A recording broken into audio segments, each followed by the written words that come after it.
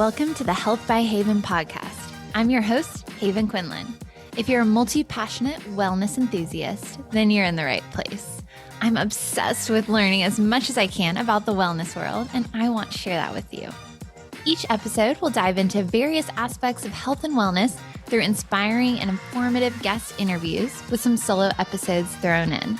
Tune in for all things health, and let's have some fun, shall we? Hello, beautiful people. I hope you're doing well.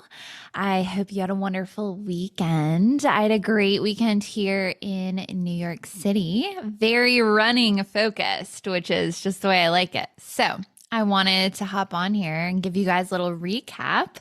This will also selfishly be fun for me to listen back to in a year, 5 years from now, and see where I am. But have to fill you in on my weekend of running in New York City. So I'm recording this on Monday, June 10th.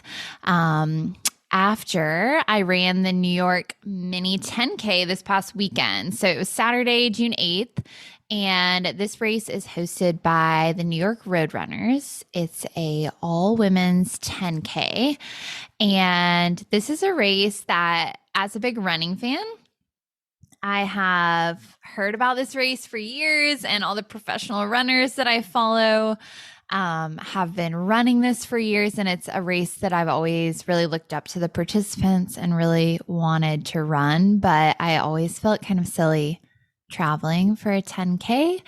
I don't know why, just because it's a shorter distance. Something in me just justifies traveling for a half or full marathon more. But I'm here this summer, so I really wanted to participate. I wasn't originally signed up to run it because Billy and I were supposed to be out of town this weekend. But when I found out we'd be in the city, I immediately logged into my New York Roadrunners account. If you aren't a member, you may not know, but there is kind of a second chance participation for sold out events for New York Roadrunners members. And so this was one that I applied essentially to be on the wait list for right when I knew we would be in the city, because I really, really have been wanting to run it for years. And I got off that wait list. So they email you a little code that you can basically buy your race registration. And so I got to do that and participate this weekend. And it was really, really incredible. Just so empowering being around all of those strong runners, strong women. There were almost 10,000 runners this weekend. So that was actually larger than I thought and just super motivating. So the course started on Central Park West. So actually started on the road. I was under the assumption it was just a loop through the park, but we started on Central Park West. I guess it makes sense because the race was so big. They wanted to give us a bit more of a lane to spread out. And then we cut into the park about a mile into our race. And my husband, Billy, my biggest supporter, he's wonderful, came with me early on a Saturday morning, forewent his own workout or sleeping in or whatever plans that he wanted to have to come support me. So shout out Billy. But he was on that kind of cut in into the park to cheer me on at that first big turn. So that was fun that I got to see him there. And once you cut into the park, you're essentially doing a shortened loop of the park. So you go south and follow, gosh, I should know the real name for it. Maybe I'll look that up. But basically, like the road that loops around the park, you follow that within the park. There's like a pedestrian lane, a bike lane, and then sometimes there is a lane for cars, just depending. So we looped down through that lower part of the park and then up the east side of the park. Rather than going all the way to the north side of the park, there's a cut through that we took a left turn onto, then to loop back down on the west side of the park, south towards the finish. And if you don't know, Central Park is hillier than you might expect. It probably isn't that actually crazy of an elevation change, but let me tell you, when you're pushing, it feels exhausting. So we cut a really, really sharp left turn onto the 72nd Street transverse or traverse. And I don't know who designed that, but it was horrible because from far away, you think like, oh my gosh, I'm seeing the flags for the finish. It's a bit of an uphill at that last 400-meter push. And then boom, all of a sudden, when you think it's about to be over, you're actually just 200 meters from the finish still and have to make a super tight hairpin turn left to the finish line. So I was hurting by then, but made it to the finish. Billy was on that turn, and I unfortunately did not see him because there were just so many people at the finish and so many runners. And to be honest, I had some tunnel vision pushing so hard to the end. But I'll fill you in a little bit on my race. So this, I think, actually was the first 10K that I raced. I'm trying to like jog my memory and look back in my race log, but I don't think I've actually ever raced a 10K. So that was fun, a new experience. I didn't really have a specific time or goal that I was trying to hit to PR essentially. So I kind of thought about, okay, what's my best race pace for a half? Obviously, this is about half the distance of a half marathon. A 10K is 6.2 miles. So I thought about, okay, maybe I could push to a 7-minute, 15-second average mile pace and try to go sub 45 minutes. So that is speedy for me. I know there's so many runners out there that is not a big deal, but that was going to be a huge push for me. And I definitely went out really hot, motivated by all those fast people around me, and just could not keep up. Around mile 4, I really started pulling back, could not hang on to those 7:15s, but finished out with an average pace of 7:27, finishing in 46 minutes, 43 seconds. That was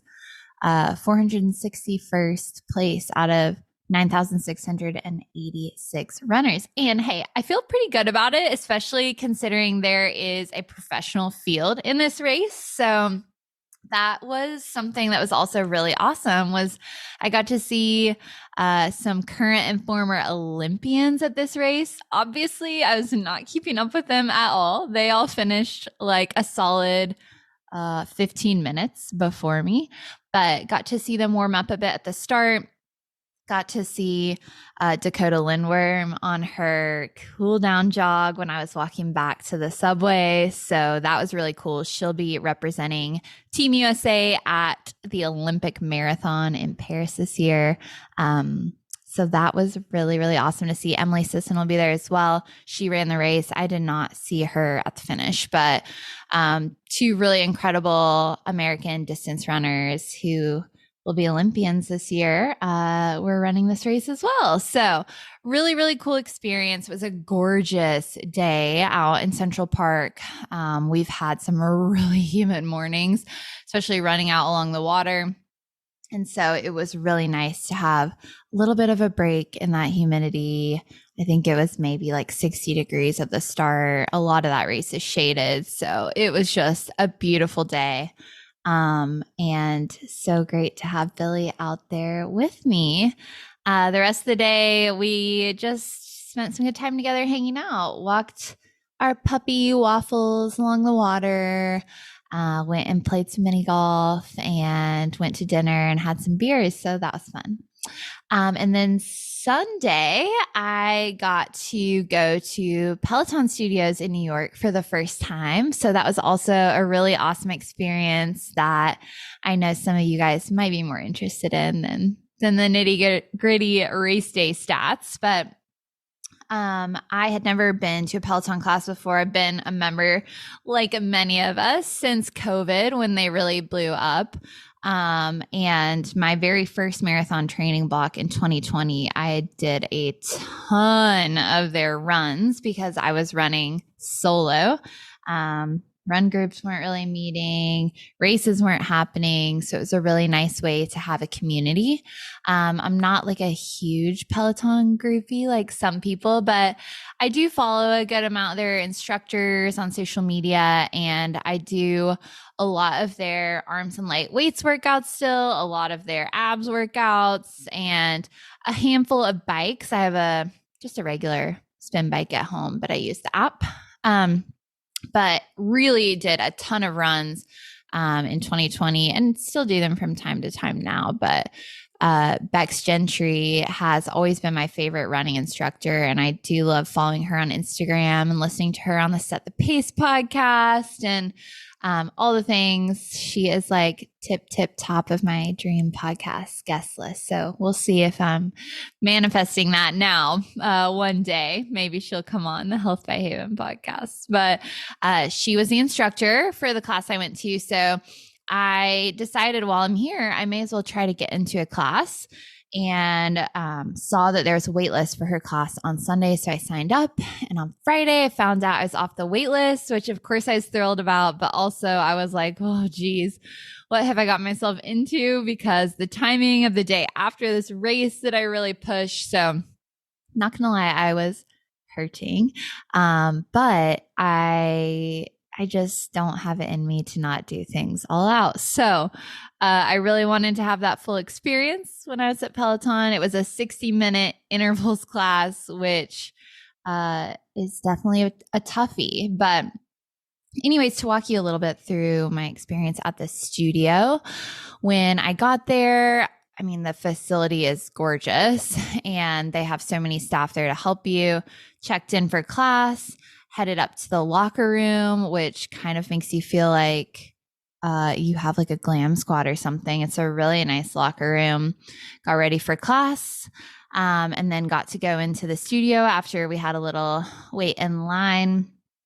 Got to pick what tread I wanted. I was actually the first one in the studio, so that was nice. They do like a color coding system, I guess, for fairness. So I just got a lucky color, I guess.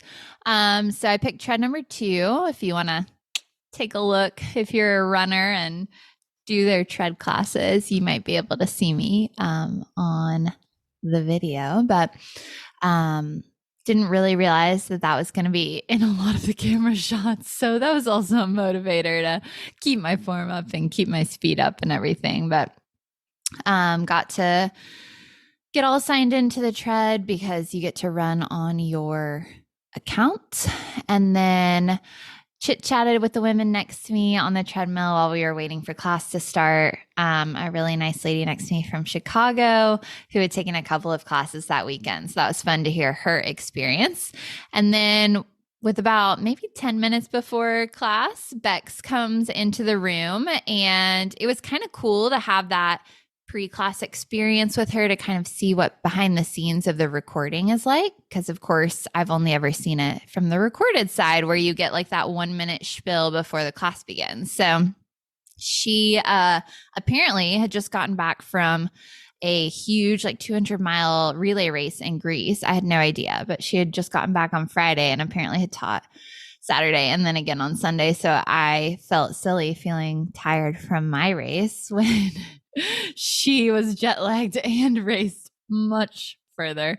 So that was kind of cool to hear that little behind the scenes. And she talked a lot about it in the class as well, if you take it. But sounded like a really cool experience. And then she was just so sweet, you know, telling us like, oh my gosh, you guys, I really have to hype myself up for this class. Like my body is so tired and out of whack from my travel, but we're going to do it. We're going to have fun and we're going to work hard. And she came around to all of our treads and met us and took selfies with us before the class, which is nice because afterwards, if you follow me on Instagram, you can see my face was just bright red from working so hard and sweating so much. So that was kind of nice to have. And then we did the class. So 60-minute intervals. It was definitely a challenge. Started with a 9-minute warm up with some drills, and then had different sections of threshold and sprinting, different times, repeats, different rest periods. We had a couple stints on the incline. I won't bore you with all the details, but of course, if you want to know, just message me on Instagram because you guys know I could talk your ear off about running. But it was definitely a challenge. I am not one to love speed work. So it was great to have somebody else pushing me and motivating me throughout and kind of making me do it because I would just easy jog all my miles if it was up to me. So that was great. And then at the end, we stretched, we finished class, and then we got to go out and take photos with her in front of, the iconic Peloton piece. So that was fun. And she was just so great to actually like stop and have a conversation with each of us there rather than just like click next. She really actually like cared about why we were there and if people were traveling to class or if they lived in the city and how we felt class went and all of that. So that was great. And then kind of walked through the facility on my way out, got to see their retail store. It's cool how they have the studio set up. You can kind of see into a lot of the control rooms and see, it almost looks like a news channel that you see all the different camera angles because they're constantly switching and see the people hard at work making those productions. So that was pretty neat. They have like screens going and then like overhead sound of the live classes that are happening in the studio, even like when you're shopping in their retail section. So that's pretty cool because there were a bunch of classes going on Sunday. I did get to finish first on the studio leaderboard. I fought for it. You guys know I'm too competitive for my own good. So I really probably shouldn't have pushed my pace after that race, but it was just too fun not to. So it's a little brag there, but it was really fun. And, it feels good to push yourself and to challenge yourself and be like, wow, I'm really proud of how I showed up for that. So it was a blast. Took a very slow, easy walk home and chatted with my mom on the phone and then had a great Sunday with Billy. We went to the Met and saw a fashion exhibit that I've been wanting to see. So anyways, just a little glimpse into my weekend of running. Hope you guys had a wonderful weekend as well. And I'm sure I'll be back here soon chit-chatting about running or bringing you all a new guest in the wellness space. So stay tuned and I'll talk to you soon. Have a great day. Thank you so much for tuning in to this episode of the Health by Haven podcast. If you enjoyed today's episode, please be sure to give the show a 5-star rating and leave a review. It makes such a huge difference in reaching new people and spreading the joy of healthy living. I would also be so appreciative if you subscribe to the show in the listening app of your choice so you never miss an episode. Your support truly means the world to me. Have a happy, healthy day, and I'll talk to you again soon.